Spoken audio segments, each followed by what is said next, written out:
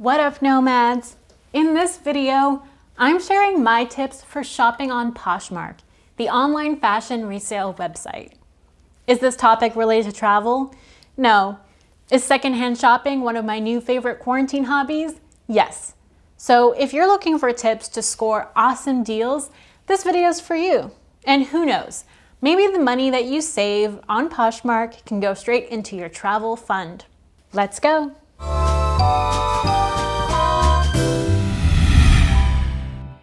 If you're new here, my name is Andrea and I run a blog called the Capsule Suitcase, which is all about packing, travel, and fashion tips for the stylish nomad. If you're watching this video during the COVID-19 pandemic, you know that my usual travel content isn't really relevant for the here and now.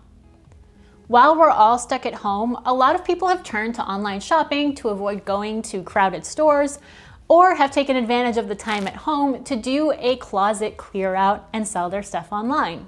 Enter Poshmark, the online marketplace for buying and selling clothes and accessories. I was introduced to Poshmark a few years ago, but didn't really spend any time on it and give it any attention.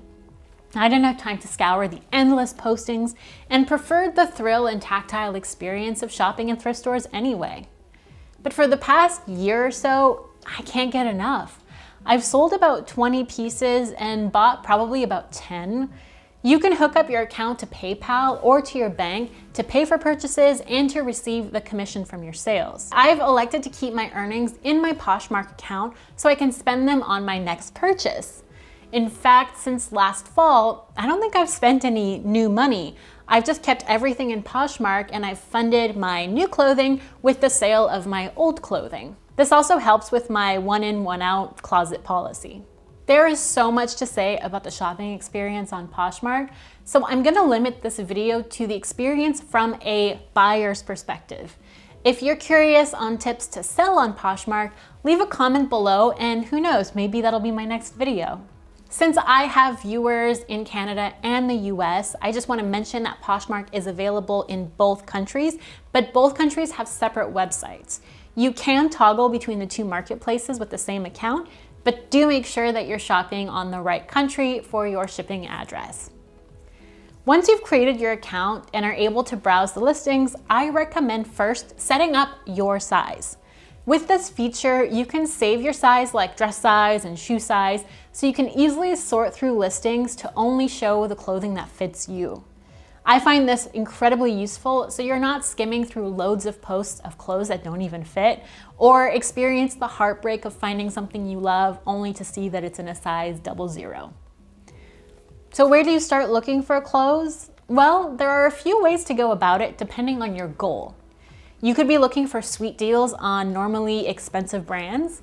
You could be looking for a specific piece that's no longer sold in stores, maybe from a previous season or something that you own but used until it fell apart. Or you could also just be looking for unique vintage finds and miss going to thrift stores. In my experience, there are 3 types of sellers on Poshmark. People who, through some connection, have access to a lot of brand new clothes that they resell on Poshmark. Maybe it's warehouse sales, outlet inventory, or they may have a connection like buyers from Marshalls or Winners to get name brand clothing from previous seasons. In any case, Poshmark is a real side hustle for them and possibly even their full-time business. And these are buyers that often sell things that are new with tags, in the box, with dust bags. The second type of person is also a Poshmark hustler, so someone who runs their Poshmark like a business, but they might have a mix of used and new, vintage, some home decor, and so their model is more about finding deals online and in stores and then reselling them and marking them up on Poshmark. Poshmark does take a cut of every sale, so they price their things strategically to make sure that they make a profit. These types of accounts actually have great finds, especially if you find a buyer who has the same taste as you. But their stores can range a lot in size and type of item because they're not selling their own personal items, they are reselling things they've found online. The third type is like me, people who are just selling their own clothes. So you'll find more or less the same types of clothes and the same sizes in their listings. And if you find someone who has your same taste and is your same size, I highly recommend following them because you'll probably like the next things that they post. Like most social platforms, you can customize your feed on Poshmark by following people and brands. What I've found to be effective is starting with a list of brands that I know and love. For me, that was a mix of high and low, like I love Acne Studios and Stella McCartney, but I also love Club Monaco and Eileen Fisher. I start with brands that are typically a little bit more expensive for 3 reasons. 1, I want to get a deal on expensive items. The second reason is that the higher quality the item, the higher the chance that it's going to be in good shape as a secondhand item. And the last reason is that I'm looking for sellers who share my taste.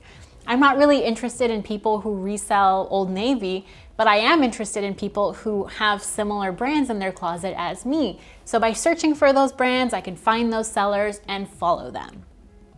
There are a couple more features I want to draw your attention to as a Poshmark buyer. The first one is the like button. This one is like a wish list.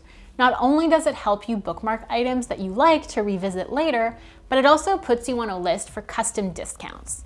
A seller can choose to send a private discount to anyone who has liked the listing, so you're the first to know if it goes on sale or if they extend a shipping discount to make it even more attractive.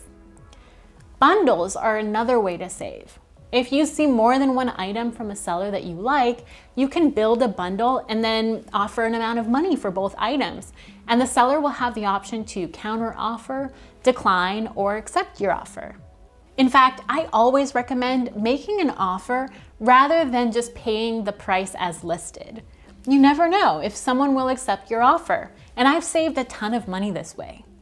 People who have "make me an offer" in their bio or who already advertise a discount on bundles are more likely to accept your offers and be willing to negotiate. As you're shopping, it's important to know a bit of the terminology on secondhand shopping sites. You may also see price reflects authenticity when shopping for luxury goods. This means it's a fake. For more information on shopping designer goods on Poshmark, check out my video on buying my vintage Chanel purse on Poshmark. I'll add a link above and in the description box.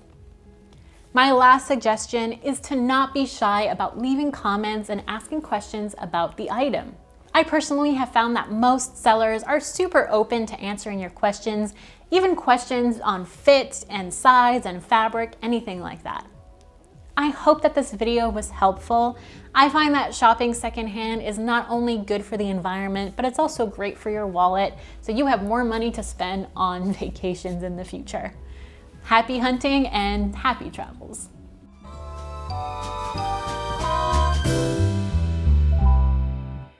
Thanks for watching this video until the end. For more content like this, make sure you subscribe to the Capsule Suitcase and turn on notifications so you get all the fresh content as soon as it comes out. Thanks for supporting this channel. Happy travels.